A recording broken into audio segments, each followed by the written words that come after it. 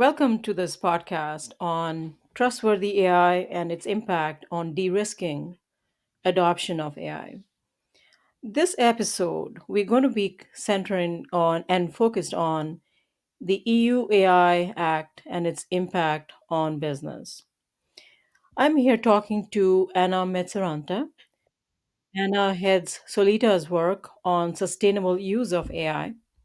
Solita is a European data strategy and a AI company.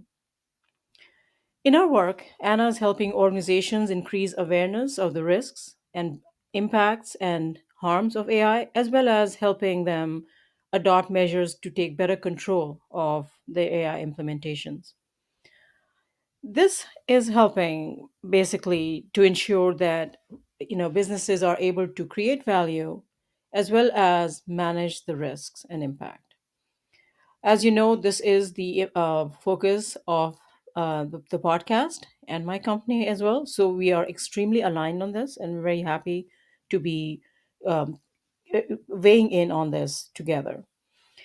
And just another one thing I wanted to mention actually that Anna has worked in different roles in over 18 years in the field of digital and data systems, and last 7 years focused on AI and machine learning. Her primary focus is in domains where use of AI is considered high risk, such as in defense and life sciences, and even critical public services such as healthcare, education, justice, etc. So, love to have this conversation and welcome you, Anna. How are Thank you? you so much, Pamela. It's such a joy to be with you here today. I always enjoy talking with people who have similar passions and interests in this field. So, super excited to be here. Thank you so much for having me. Looking forward. Yes, absolutely. Thank you. And also, Anna, you're a member of the Nordic Ethical Expert AI Expert Group and Women in AI Finland. I think you're nominated for an award, so congratulations. Can you talk a little bit about that too? Thank you so much. Yes, it's I've been privileged to be able to contribute to the work of sustainable AI, not just from within my own company Solita, but also through, for example, the Nordic Ethical AI Expert Group. It's the work is ongoing right now, and we are all very excited to see the results of this cross-functional group of experts inputs into the domain.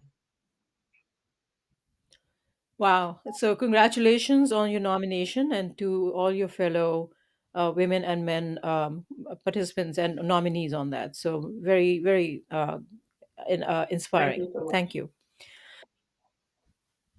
Um, Thank you. So let's talk a little bit about, as I mentioned earlier, and you know already that the focus of the podcast is to bring value to companies and organizations who are adopting AI, understand what is the risk going in, and how can trustworthy AI or responsible AI help de-risk, and what some of those problems might be that they can encounter later on, which, if not addressed right at the foundation, can be either derail the project or just really not help them achieve the value that they are intending to achieve.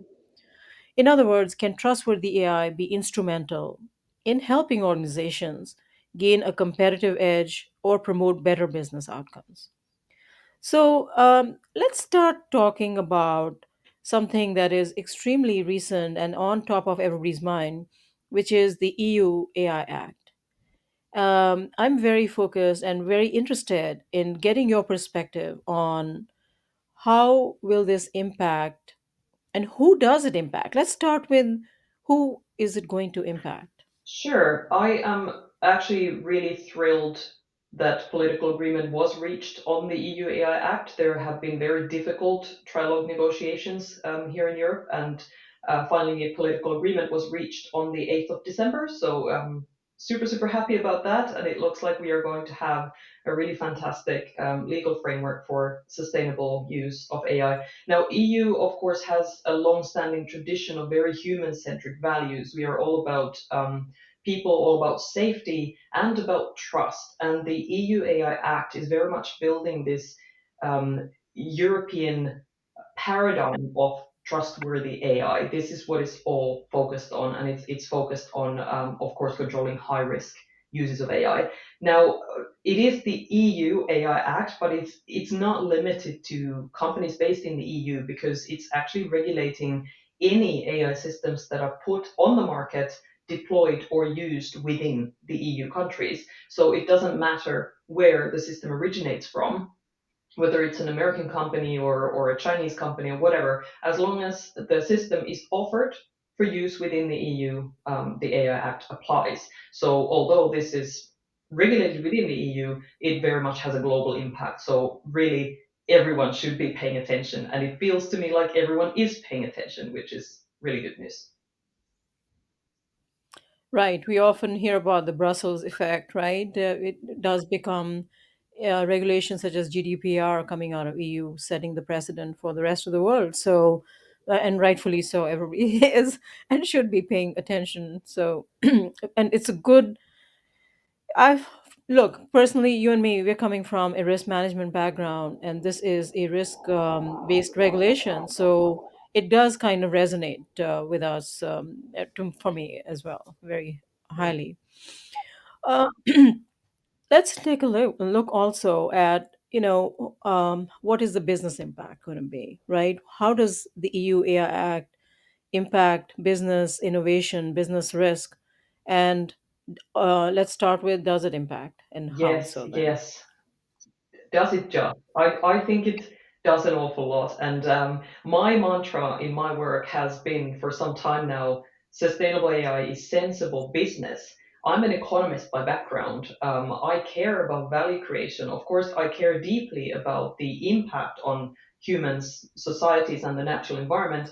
But ultimately, we are using these technologies to create value to people, to create value to the society and to the environment. So EU AI Act is one tool in the toolbox of different mechanisms of making sure that we are using these technologies in a responsible way to create sustainable value. And I talk about sustainable value because it has that ethical element of what is morally right, what supports our ethics, as well as the time horizon. How do we create AI systems that deliver that value over a long period of time, not just for the first 6 months or the first year, but actually we want to create something that delivers value over a long time horizon. Now, as you pointed out, the EU AI Act is a risk-based approach, so it's only regulating high risk, mainly only regulating high risk uses of AI, which is, I mean, we have to limit the scope somehow, so that's a sensible approach. And it's also not based on technology. So we have come away from listing certain kinds of technologies that are regulated. That doesn't really matter. What matters is what do we do with the technology? So what sort of use cases we are using the technology for? And then the AI Act gives some guidelines on what kinds of use cases in what sorts of domains could be considered or should be considered high risk. And when we are using these very advanced analytical systems in use cases that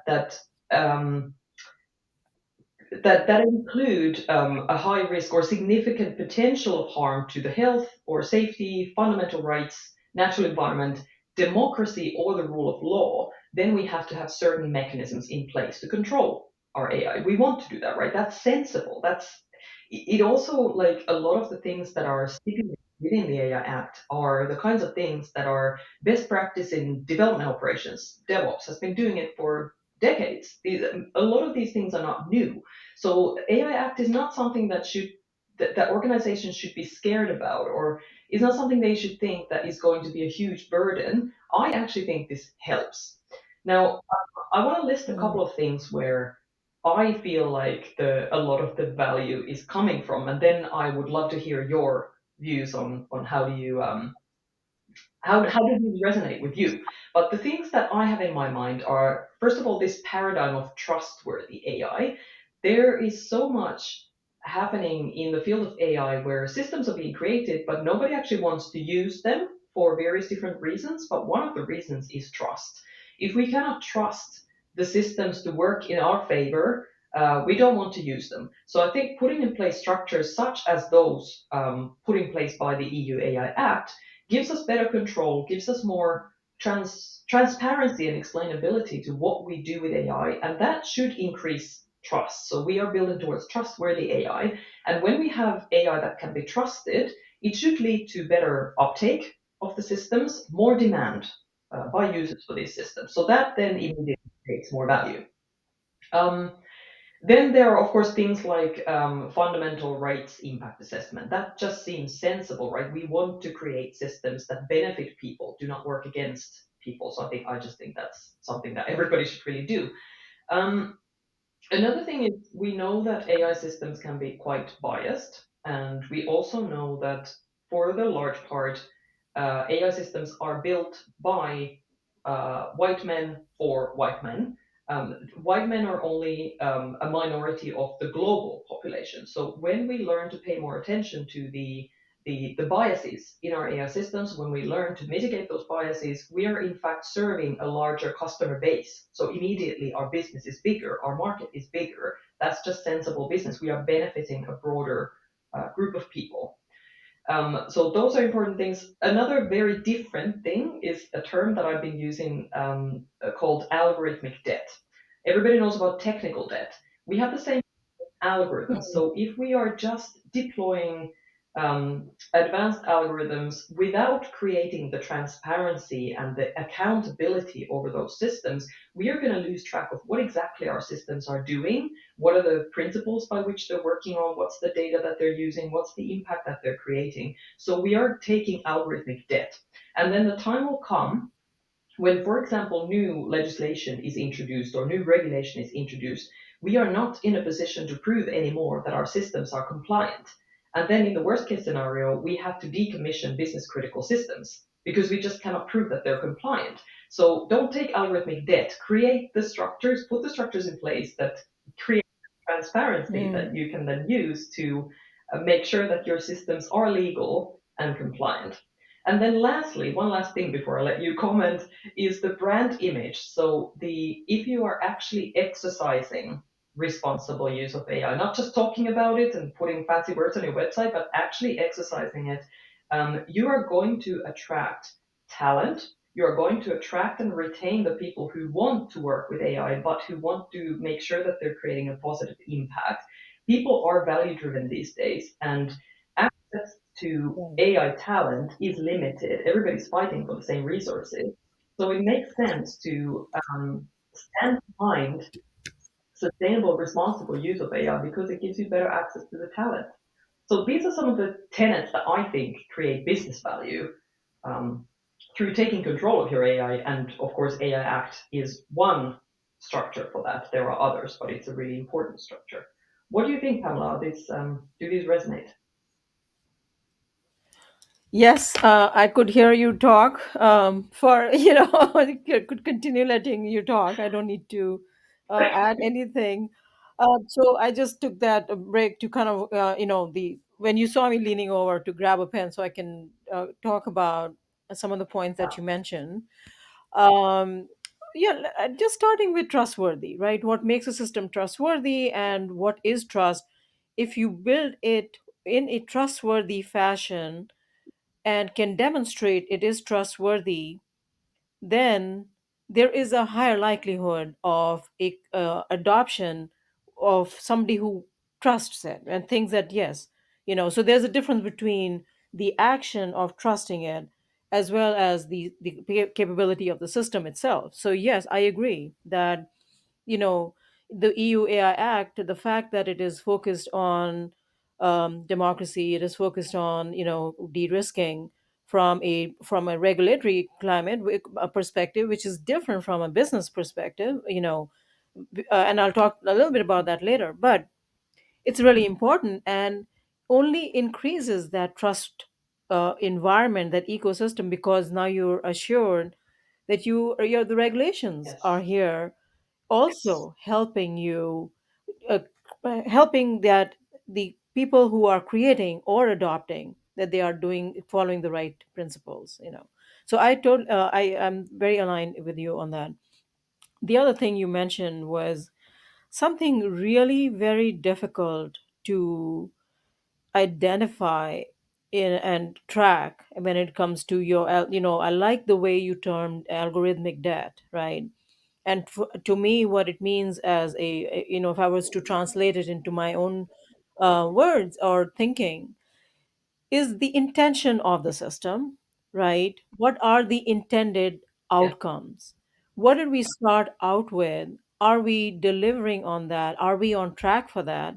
And can we deliver on that? Can we continue to deliver on that? Or is there a model drift, right? For example, is the AI system continuing to um, act in the way it is supposed to, and how do you track that? So extremely important to have those trustworthy essential elements as you're not only solving for a business use case or a intended outcome, whichever whatever that might be, even for a non-business such as an organization, but extremely honed and tuned in to how these systems are extremely high impact and have a different trajectory than conventional systems, so require a different way of measuring that they are staying on track and are indeed delivering on that algorithmic promise, or system promise. Yeah, I agree that's with you. correct. And I feel like there's so many different kinds of drift in the world. The world is chaotic.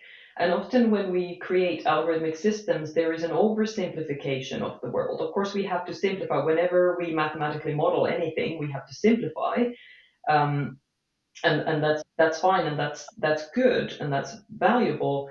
But what happens here is we have model drift, we have data drift, and then the whole concept of algorithmic debt is actually quite large. It goes back to data governance, because data is that feeds our algorithmic Mm. systems.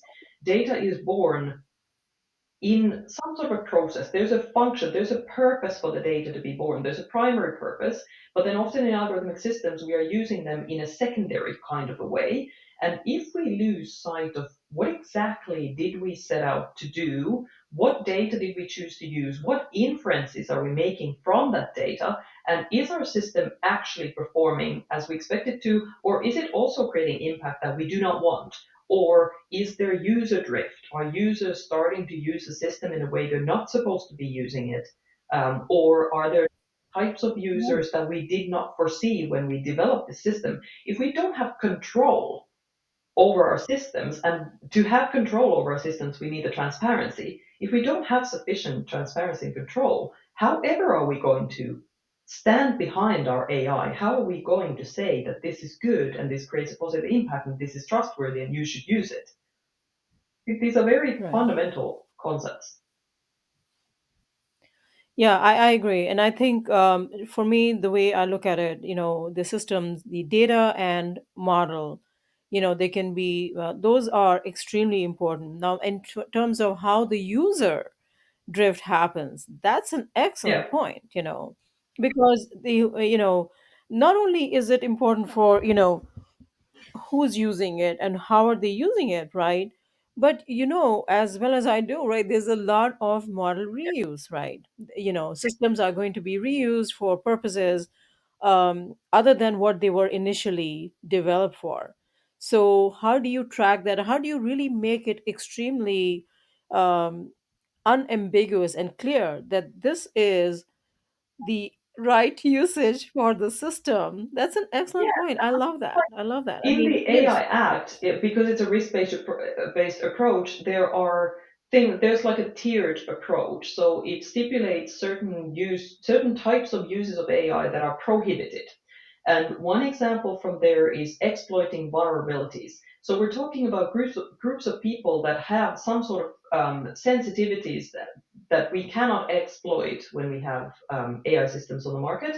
Now, this is slightly different if we think about this in the context of user drift. So these kinds of vulnerable groups of users may start to use a system that was not meant for them. So because it wasn't meant for them, the necessary stop gaps were not put in place, the necessary risk management measures were not put in place because we thought we didn't need them. But now, if we can actually see from real world data that we have new user groups and they have vulnerabilities and we have not taken those vulnerabilities into account, then the responsible thing to do is to act, to do something to control, mitigate this risk. This would not be, I think, to my mind, this would not be a violation of the AI Act because you did not intend to exploit the vulnerability. But I still think, as an organization that puts on the market or uses an AI system, you do have a responsibility to make sure that you do not drift into a kind of scenario where people, for example, with some kind of like sensitive characteristics or vulnerabilities, are suffering from the use of this system. So this is kind of why we need. Excellent. That's truly an ethical kind of a perspective that you're offering there, Anna, which is different, very different from a business perspective, or a data scientist, or the different stakeholders that would be in an Yes, organization looking at the success of the system, for example. How do you correct, measure correct. And this is success? a really crucial thing: is we cannot just look at the model metrics. The success or Right. the ethical aspects of an AI system is not only the work of data scientists and engineers. Not at all. We have to Right. have this cross-functional, multidisciplinary, or rather, I would like to call it interdisciplinary conversation. So where we have people with different expertise coming together and genuinely understanding each other to figure out whether our AI system is behaving as we want it to, or whether we need to do something. Yes. Excellent. um, So one more thing I'd like to talk about, because the podcast is for Yeah, half an hour, and and I love the conversation. I wish it could go on for a yeah. long time. I do want to ask one more thing. I want to cover one more area, which is, where do we go from here as an organization that is looking at what is happening in the EU AI Act, what is happening in the US, for example, are a very different approach. But we won't go into the EU, the executive order that the White House and the president of the US had come out with, which affects all the federal agencies, for example. But as a business who is going to be impacted, as you mentioned Yeah. in the beginning, and what we are seeing signs of that have no counter indication of that. That is going to be the case, right? It affects all companies, whether you are directly in the EU or you're a provider to a company in the EU or to the Yes. society at large. So, as a business that is, or an organization that is operational globally or locally, what next, right? What are the elements to put in place now? And some, of course, will have to be changed as anything that as the EUAI Act gets ratified and is completely effective. So we have a couple of years, but what should the companies be looking at right now? So I think the first thing is to start looking into it and understand how it impacts you. This is not necessarily a straightforward question. So what the AI Act does, it lists, for example, high risk domains such as education or healthcare or law enforcement or something like that, critical infrastructure, essential public services, things like that. So you could look at that and first of all understand, do you operate in one of these areas? But then my personal view on this is that I work a lot in defense, and the AI Act does not apply to military and defense. There are other laws and regulations that apply on that side.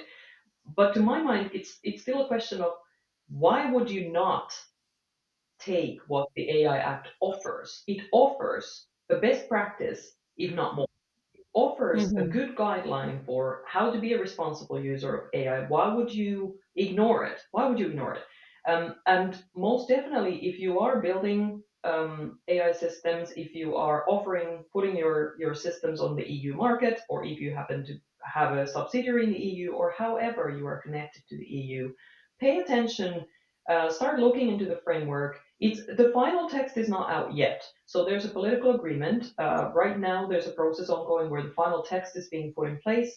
That will be followed by a vote by the European Parliament and a vote by the European Council. And only after that, the final text will become part of or it will be published in the official journal, at what point it comes into force. And when it comes into force, the transition periods start running. And there's a very strict transition period for the prohibited use cases. It's 6 months. So 6 months from coming into force, prohibited use cases must be dealt with. So that's like really the primary point is for everybody to start thinking about, do we do anything at all that could be considered prohibited in the Act? Mm. And then go into the conversation of, do we do something that could be considered high risk? And if the answer to that question also is no, then the next question is, how could we benefit from what the AI Act offers? How could we strengthen our own business by utilizing these guidelines? So start looking into it. I will tell you this rather concerning statistic from Finland. I was speaking in a webinar recently organized by a law firm.